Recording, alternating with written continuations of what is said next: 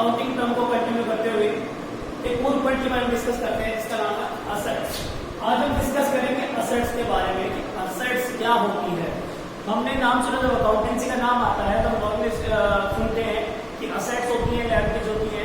इससे प्रीवियस जो वीडियो था हमारे पास, इससे पहले जो वीडियो आया था, उसके अंदर मैंने आपको लायबिलिटीज के बारे में बताया था कि what is the meaning of the liability and what are the types of the liabilities के बारे में हमने डिस्कस किया था। आज हम डिस्कस करेंगे असेट्स के बारे में कि असेट्स क्या होती है। तो सबसे पहले हम डिस्कस करते हैं इसकी डेफिनेशन की। असेट्स को हम डिफाइन करते हैं, what is the meaning of assets. जब हम लायबिलिटी के बारे में पढ़ रहे थे तो लायबिलिटी में हमने डिस्कस किया था कि sources from where we are arranging the fund for the business, वो सोर्सेज जहां से बिजनेस के लिए हम फंड अरेंज करते हैं, दैट आर द लायबिलिटी। जहां से हम बिजनेस के लिए पैसा अरेंज करते हैं उसको हम क्या बोलते हैं, liability. It means we have arrange the money from the liability, हमने लायबिलिटी से पैसा अरेंज कर लिया। अब उस अरेंज्ड मनी को जिस मैनर में हम इन्वेस्ट करते हैं, मैनेज करते हैं, दैट आर नॉन असेट्स, उसको हम क्या बोलेंगे, असेट्स बोलेंगे। ओके, तो जो भी फंड हमारे पास बिजनेस में आता है उसको हम जहां भी मैनेज करेंगे, जहां भी इन्वेस्ट करेंगे, वो हमारी क्या बनी जाएगी, असेट्स। अब इसको प्रॉपर्ली डिफाइन करते हैं। असेट्स क्या होती है? First point, it is valuable. ये क्या होती है, valuable. Okay, second point, in position of business. ये क्या होती है, बिजनेस के पोजीशन में होती है, बिजनेस का होती है। एंड थर्ड हम इसको ऐसे डिफाइन कर सकते हैं, it is the property of business. तो there are 3 points to define the assets. Assets को हमने 3 पॉइंट्स से डिफाइन किया। Number 1, it is valuable. Number 2, in position of business और प्रॉपर्टी ऑफ बिजनेस। और एक और पॉइंट जो इजीली हमें समझ में आ सकता है वो क्या होता है कि whatever money you arrange from the liabilities and you are managing in a manner that management is known the assets. वो जो मनी का जो अरेंजमेंट करते हैं उसको हम क्या बोलते हैं, असेट्स बोलते हैं। और इसको डिफाइन आप इस डेफिनेशन से कर सकते हैं। तो asset is valuable in position of business और a property of business. Okay, now there are different type of assets. Assets के अलग अलग टाइप्स हम डिस्कस करते हैं। First one is non current assets, then current assets, then 50s के assets. तो there are 3 major types of assets: non current, current and 50s। हम discuss करते हैं नॉन करंट और करंट के बारे में। नॉन करंट असेट्स क्या होती है, तो उसको टाइम हो गया यहां पर कर सकते हैं। तो नॉन करंट असेट्स को हम कैसे डिफाइन करेंगे? जो भी एसेट्स बिजनेस कंटिन्यू यूज के लिए परचेज करता है, that is non current assets. उसको क्या बोलते हैं, नॉन करंट एसेट्स बोलते हैं। जो रीसेल पर्पस के लिए परचेज नहीं की जाती है, assets which are not for the resale purpose, which can not be convert in cash within 1 year, एक साल में इनको कैश में कन्वर्ट नहीं कर सकते, that are non current assets. तो इसको हम कैसे डिफाइन करेंगे? Non current assets are those, number 1, not for resale purpose.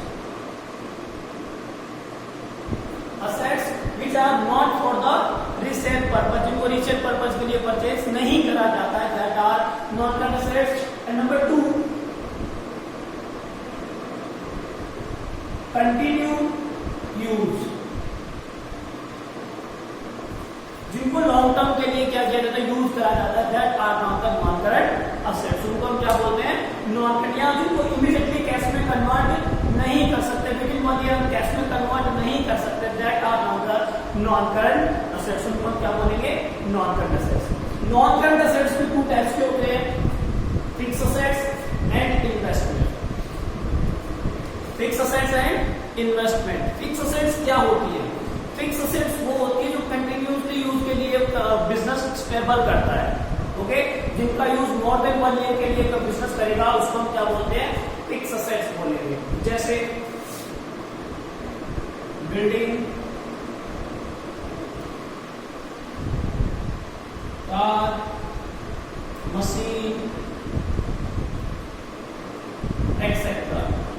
these are the example of fixed assets. इनको क्या बोलते हैं? फिक्स असेट्स के एग्जांपल बोलेंगे, जिनको कंटिन्यूअसली यूज करिए तो बिजनेस क्या करता है? स्टेबल करता है, उसको हम बोलते हैं फिक्स असेट्स. फिक्स असेट्स के भी टू टाइप्स होते हैं, tangible asset and intangible assets. Fix assets के कितने टाइप्स होते हैं? टू टाइप्स होते हैं, tangible assets and intangible. Tangible assets वो होते हैं which can be touched and seen, जिनको देखा जा सकता है, जिनको महसूस किया जा फील करा जा सकता है, that are known the tangible assets. For example देखो, दोनों का जो पर्पज होगा वो यही होगा, नॉन करंट करके एक पर्पज के लिए स्टेबल करा जाएगा दोनों को, लेकिन यहाँ के अलग अलग टाइप्स में डिवाइड कर दिए कि एक तो टेंजिबल असेट होगा, एक इंटेंजिबल.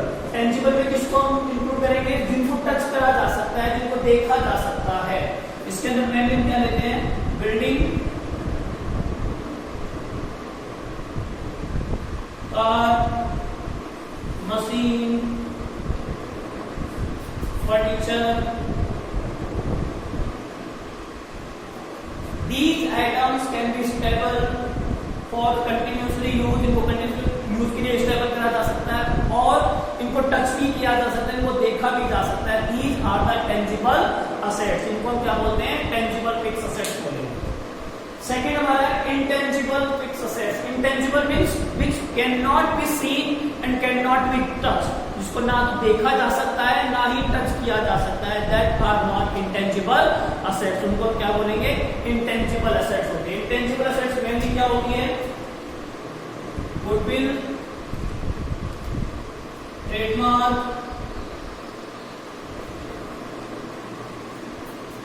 पेटेंट्स, कॉपीराइट,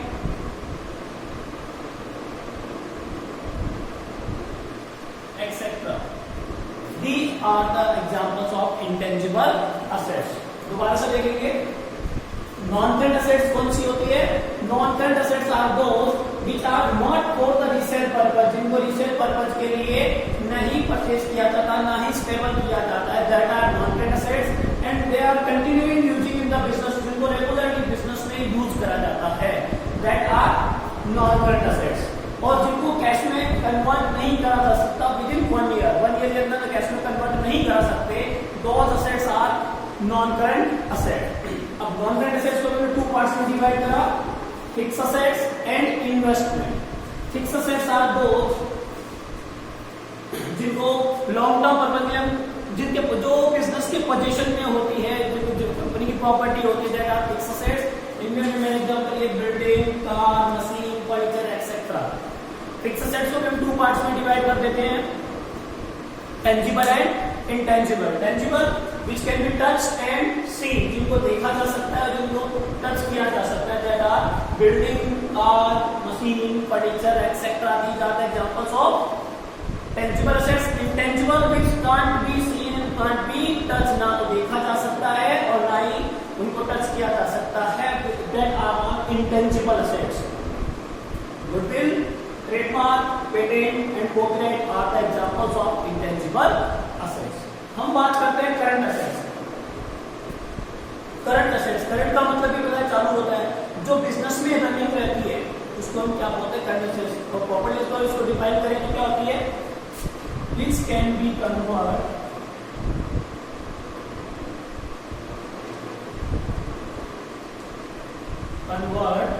इन कैश विद इन 1 ईयर. जिनको कैश में कन्वर्ट किया जा सकता है within 1 year, that are not the current assets. Okay, non current को कन्वर्ट नहीं करा जा सकता within 1 year, but current assets को कैश में कन्वर्ट करा जा सकता है.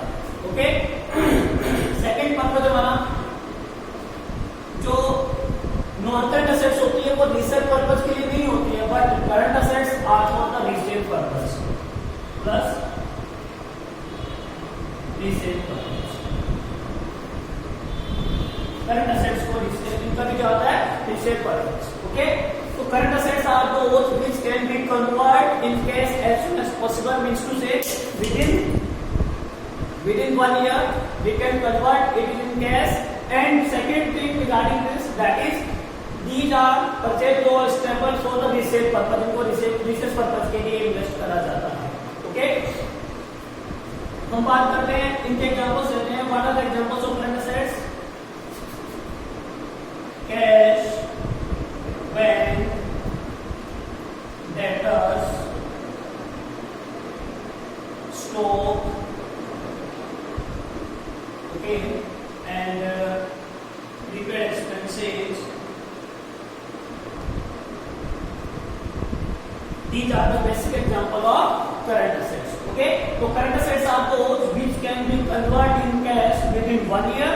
Second thing, for the resale purpose, इसके examples क्या होंगे? Cash, bank, debtor, stock, prepaid expenses are the further example of current assets. बात करते हैं fictitious assets की. fictitious assets क्या होती है? तो fictitious assets क्या होती है? It can't be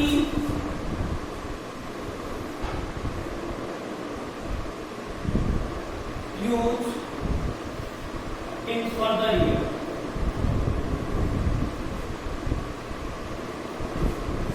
इनको further year में यूज नहीं करा जा सकता.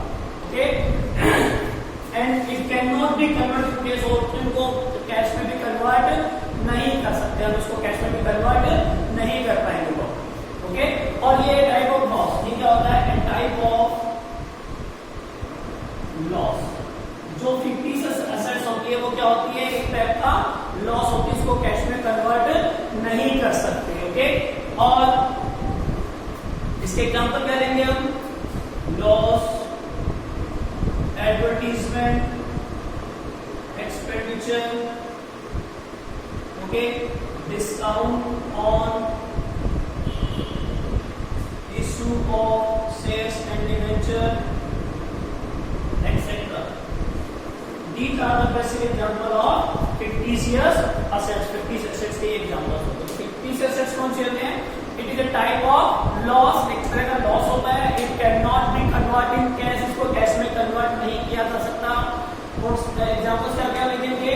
Loss, advertisement, expenditure, discount on issue of shares and etcetera. Okay, एक चीज हमारे बीच में रह रही है जो है इन्वेस्टमेंट. इन्वेस्टमेंट क्या होते हैं? What are the investment? Investment था नॉन करंट एसेट्स का एक पार्ट. इन्वेस्टमेंट होता है जब कोई कंपनी किसी दूसरी कंपनी में अपना पैसा लगाती है. That are not the investment. For example, Reliance ने मान लो वोडाफोन के शेयर्स परचेज कर लिए. That is the type of investment. I myself purchase the investment shares of other companies. किसी और कंपनी का मैं शेयर परचेज कर लेता हूँ. That are also known for the investment. उनको भी हम क्या बोलते हैं? इन्वेस्टमेंट. बस इसमें ये ध्यान रखना है कि लॉन्ग टर्म इन्वेस्टमेंट तभी आएंगे जो मोर देन 1 ईयर बेनिफिशियल हो. तभी हम उनको क्या बोलेंगे? नॉन करंट इन्वेस्टमेंट बोलेंगे. अदरवाइज तो किसका पार्ट बन जाता है? करंट असेट्स का. तो करंट असेट्स और नॉन करंट को अगर आइडेंटिफाई करना चाहें, डिफरेंशिएट करना चाहें, तो बेसिक जो इनका रीजन है वो यही है कि जो नॉन करंट असेट्स होती है they can not be convert in cash within 1 year. Within 1 year उनको कैश में कन्वर्ट नहीं कर सकते. But current assets can be converted. And non current assets are not purchase और invested for the resale purpose. But current assets are stable और purchase for the resale purpose. इनको resale purpose के लिए करा जाता है. Okay, to clear this topic, if you have any doubt, please send it on my WhatsApp number. Thank you very much. Have a nice day.